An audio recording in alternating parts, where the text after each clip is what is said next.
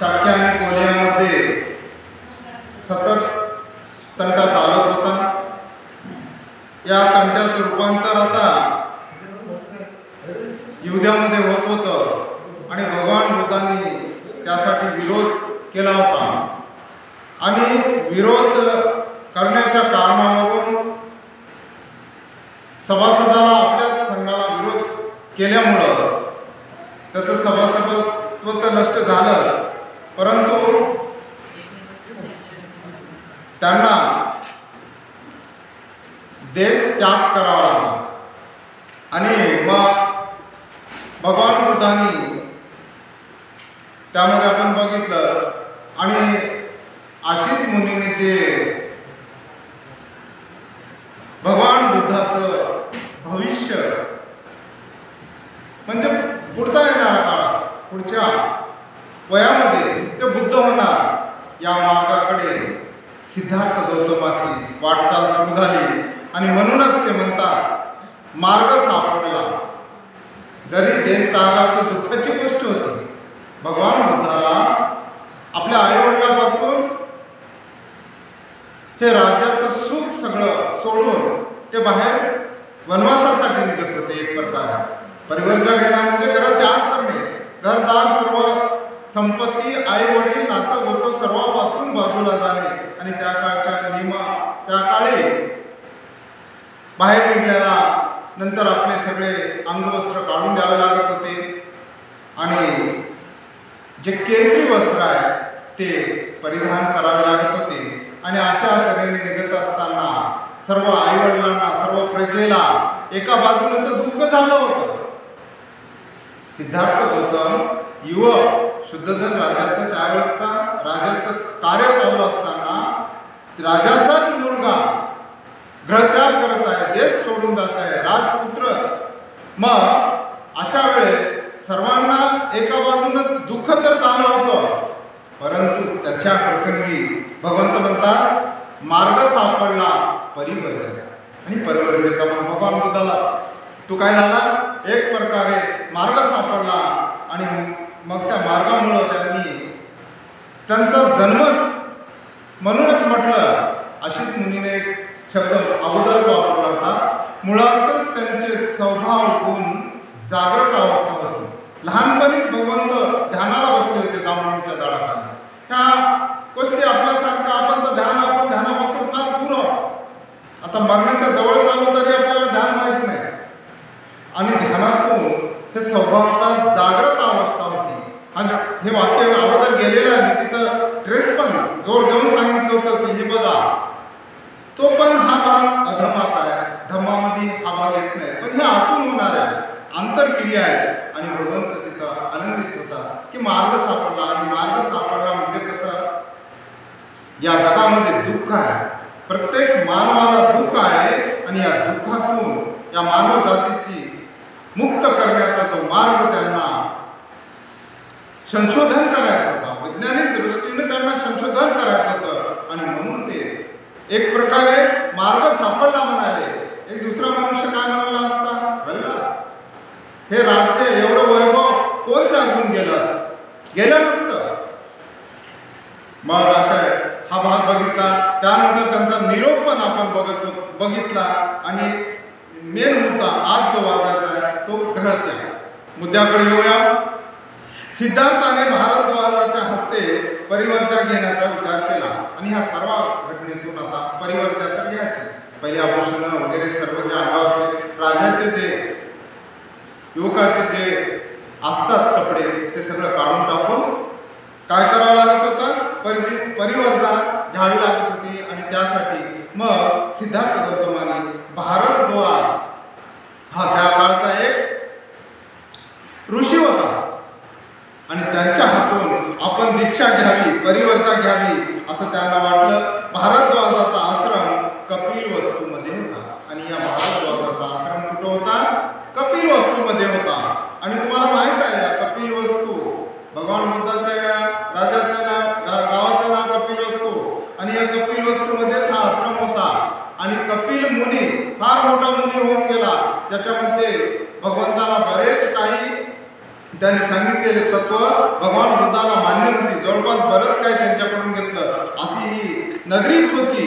त्याप्रमाणे तो दुसऱ्या दिवशी आपला आवडता घोडा आणि त्या ठरल्याप्रमाणे दुसऱ्या दिवशी आपला आवडता घोडा कंटक यावर आरूढ होऊन आपला आवडता सेवक छन्न याला बरोबर घेऊन आश्रमाकडे निघाला.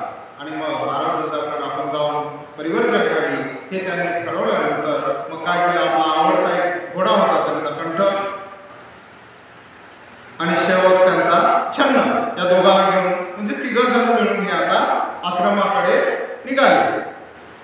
तो जसा जसा आश्रमाच्या जवळ आला तसा तसा एका नवीनच येणाऱ्या नवरदेवाला पाहण्यासाठी यावे तसे अनेक स्त्री पुरुषांनी बाहेर येऊन त्याला भेटण्यासाठी दारापाशी एकच गर्दी केली होती. आणि जसे जसे आता हे सर्व राजवाड्यामध्ये बातमी पसरली होती की उद्याला भगवंत भारद्वाजाच्या कपिल आश्रमामध्ये जाणार आहेत. आणि मग त्या आश्रमामध्ये जात असताना सर्व लोकांना माहीत आहे, सकाळी निघाल्यानंतर मग सगळे लोक दरवाजाच्या बाहेर येऊन बघत होते. बाहेर एखादी गोष्ट जसे काय एखादी रॅली निघली की जसे जनता बाहेर जाऊन बघते तशा प्रकारे भगवंत तिघजण घोडा आणि छन्न तिघजण निघाले आणि सर्व जनता राजपुत्राला बघू लागली बाहेर येऊन. आणि जेव्हा ते त्यांच्या जवळ आले तेव्हा ते आश्चर्यचकित होऊन त्यांच्याकडे पाहू लागले. जसे जसे ते जवळ येऊ लागले तशी जनता त्यांच्याकडे आश्चर्यचकित होऊन पाहू लागली. त्यांना फटून कमलाप्रमाणे हात जोडून त्याला वंदन करून केले आणि बऱ्याच जणांनी त्यांना मग दोन्ही हातानं वंदन केलं. दोन्ही हात जोडून त्यांच्यापुढे उभे राहिले. ते त्यांच्या सभोवती उभे राहिले. त्यांच्या अंतःकरणे भावपूर्ण झाली होती. आणि माझा राजपुत्र आता बाहेर जात आहे, घर त्याग करत आहे, एक प्रकारे वनवासाला जात आहे असं म्हणायला हरकत नाही, जात आहे. हे पाहून त्या लोकांच्या अंतःकरणामध्ये आता दुःखाने ते भावावून गेले होते. जणू काही प्रेमाने प्रफुल्लित होऊन पण निश्चल नयनाने ते त्याला प्राशन करत होते. एवढं ते भावावून गेले तरी पण ते डोळे भरून त्यांना निश्चल निर्मळ नयना डोळ्याने ते बघत होते. त्यांना काही स्त्रियांना वाटले की तो साक्षाता कामदेवाचा अवतारच आहे. त्याच्यामध्ये काही आता भागा आहे, माहीत आहे तुम्हाला, ते 3 आश्रमामध्ये होते तशा काही युक्ती होत्या. त्यांना काय वाटलं, कामदेवासारखा एक अवतारासारखा असा एवढा सुंदर होता, कारण तशा सुंदर लक्षणाने तो जात्याचा सारण प्रकट होता. आणि तसे ते लक्षण होते त्यांचे 32 लक्षणं आणि 80 गुणांनी युक्त हा पुत्र होता. आणि म्हणूनच त्यांची तेजस्विता एवढी होती, सर्व लोक त्यांच्याकडे पाहून कोणाला काही वाटत होता. काहींना तर त्यांची कोमलता व राजचर्या पाहून आपल्या दिव्य किरणांनी युक्त असा चंद्रच पृथ्वीवर प्रत्यक्ष उतरला आहे असं तो भासला. काही जणाला कसा वाटला तो, त्यांची चर्या कोमलता बघून काही जणाला दिव्य किरणांनी युक्त असा चंद्र, जसा काही चंद्रच या पृथ्वीवर उतरला की काय असा तो दिसू लागला. दुसऱ्या काही जणी त्यांच्या सौंदर्याला भाळून जणू काय त्याला गिळून टाकावे म्हणून जांभया देत होत्या. काही स्त्रिया तर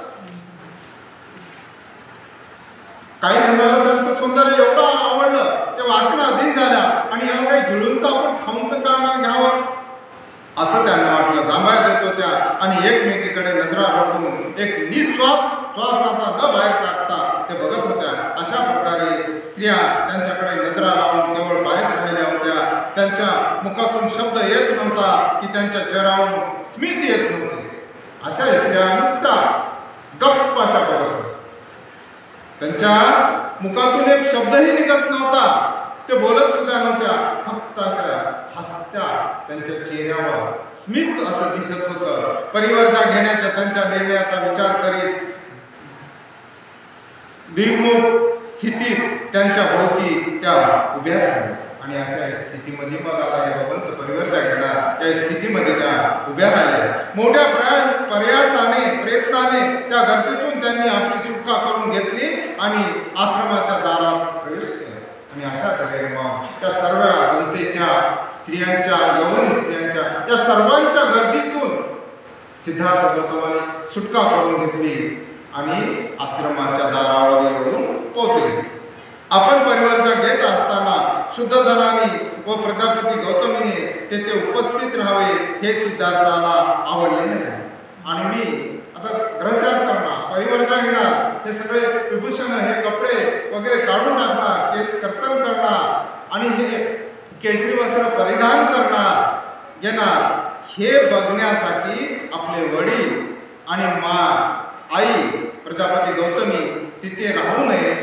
कारण ते राहिले तर ते आवडलं नाही त्यांना कशाला माझं दुःख ते बघू शकतील नाही, म्हणून ते आवडले नाही. कारण त्याला ठाऊक होते की दुःख वेगाने ती स्वतःला सावरून धरू शकणार नाही आणि त्यांना दुःख होईल, ते स्वतःला सावरू शकतील नाही, उभे राहून मला बोलू शकतील नाही, पाहू शकतील नाही, ते व्याकुळ होऊन पडतील, त्यांना दुःख होईल. परंतु त्यांच्या न कळत अगोदरच आश्रमात येऊन पोहोचली होती आणि त्याला हे माहीत न करता असं येणार मागच सांगितल्याप्रमाणे मग ते अगोदरच त्यांच्या आई वडील तिथं आश्रमात येऊन थांबले होते. आश्रमाच्या आवारात प्रवेश करतात तेथे जमलेल्या लोकात आपले माता पिता असल्याचे त्यांनी पाहिले आणि तिथं पण त्या आश्रमामध्ये पण पूर्ण लोक भरून होते. राजपुत्र म्हणल्याने काय राजासाठी पूर्णच येणार आणि तिथं पण सगळं गर्दीच गर्दी होती आणि त्या गर्दीमध्ये सुद्धा आपले आई वडील असलेले सिद्धार्थ गौतमाने बघितले. आपल्या माता पित्यास पाहताच तो प्रथम त्याच्या जवळ गेला आणि त्याने त्यांचा आशीर्वाद मागितला. मग आई वडील आहेत हे बघितलं त्याने आणि मग आता सगळी हे जनता सोडून दे त्यांनी स्वतःच्या आई वडिलाच्या जवळ गेले आणि त्यांनी त्यांचा आशीर्वाद घेतला, आशीर्वाद मागितला. त्यांच्या भावना इतक्या दाटून आल्या होत्या की त्यांच्या मुखातून एक शब्दही बाहेर पडत नव्हता. त्यांनी रडून त्याला कवटाळून धरले आणि आपल्या अश्रूंनी न्हावून काढले. एवढं मग आता ते आई वडील दोघं जण असं एवढं संपत्ती आहे, काय कमी आहे आपल्याकडे, आणि हे सगळं असताना सुद्धा या तुला जाण्याची गरज बी नाही, काय शिक्षा होईल तर होते, आम्ही भरतो पूर्ण, अशी त्यांची स्थिती होती. आणि कोणते आई वडील आपला मुलगा दुःखामध्ये जात आहे, त्यांचं असं 14 वर्ष जंगलामध्ये राहणार आहे, 15 वर्ष जंगलात राहणार आहे, पुन्हा तो आपल्याकडे येणार नाही, हे पाहून कोणते आई वडील असे जाय म्हणून काढून देते. या परिस्थितीमध्ये त्या दुःखाने त्याला कवटाळून धरलं आणि रडून डोळ्यातून एवढे अश्रू गेले, सर्व ओले पीत झाले, अश्रूंनी न्हावून काढले. एवढं दुःख झालं होतं. हे दुःख या कागदाच्या लेखणीमधून प्रकट करता येत नाही, एवढं दुःख झालं होतं. ही वास्तविक परिस्थिती आपण सांगणं आणि त्या परिस्थितीला सामोरं जाऊन तोंड देणं त्याच्यामध्ये फार अंतर असतं. काय स्थिती असतात, प्रत्येक आई वडील आपलं लेकरू बाहेर जात असताना काय त्याच्यावर विपत्ती आली, दुःखामध्ये पडलं तर काय त्यांच्यावर अवस्था येईल ते आपण अनुभवू शकता. छन्नाने कंटकाला आश्रमातील एका झाडापाशी बांधून तो तेथे उभा होता आणि अशा परिस्थितीत त्या आश्रमामध्ये छन्न आपल्या कंटक घोड्याला बांधून तो तिथं उभा होता. शुद्ध धर्म प्रजापती रडत असलेले पाहून त्यालाही भरून आले आणि तो रडू लागला आणि छन्न सुद्धा सेवक सुद्धा राजा आणि शुद्धधन राजा प्रजापती गौतमी दोघे रडू लागले. हे पाहून तो सुद्धा तिथे रडू लागला. मोठ्या कष्टाने सौंदर्य आपल्या माता पित्यापासून सिद्धार्थ आपल्या माता पित्यापासून दूर झाला व छन्न जेथे उभा होता तेथे गेला. त्याला आपले कपडे व अलंकार घरी परत नेण्यास दिले आणि मग बाजूला जिथे थांबला होता घोड्याजवळ छन्न आई वडिलांना मोठ्या कष्टानं आता ते सोडतच नव्हते, मग शेवटी त्यांना बाजूला ढकलून दिलं, कष्टानं त्रासानं आता नको आता म्हणून सोडून दिलं आणि छन्नाजवळ आपल्या घोड्यापर्यंत सिद्धार्थ गौतम पोहोचले. सर्व अलंकार वगैरे मग त्यांना काढून दिले आणि घरी नेण्यास सांगितले.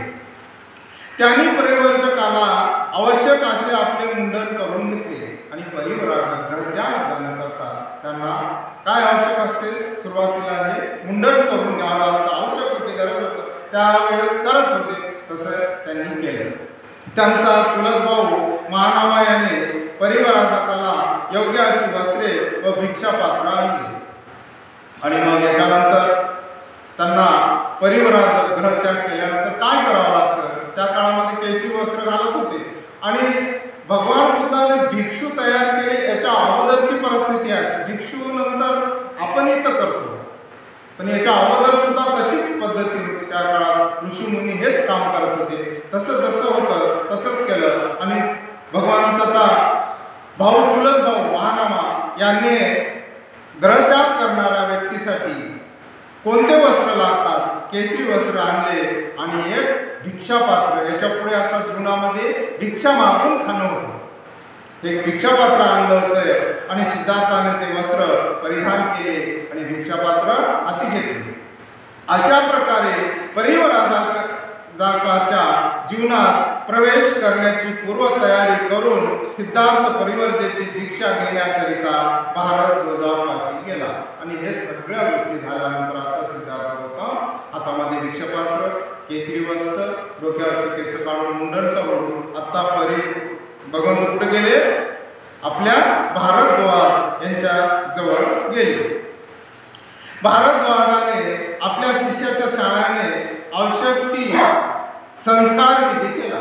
आणि त्या काळामध्ये संस्कार विधी असायचा. केशवपन किंवा या दीक्षेचा जो संस्कार विधी होता तो भारद्वाजाने केला आणि सिद्धार्थ गौतम परिव्राजक झाल्याचे जाहीर केले. आणि भारद्वाजाच्या हातून सिद्धार्थ गौतम, बघा भगवान बुद्धाची दीक्षा कोण प्रथम दिली असेल तर सिद्धार्थ गौतमाला भारद्वाजाने दिली. हे आपल्याला माहीत असायला पाहिजे. जसं बाबासाहेबांना दीक्षा कोण दिली? चंद्रमुनी. चंद्रमुनी माहित आहे ना, भिक्खू बनतेजी त्यांनी दिली. तसं भगवंताला भारद्वाजाने दीक्षा दिली आणि सिद्धार्थ गौतम परिव्राजक झाला म्हणून जाहीर करण्यात आले.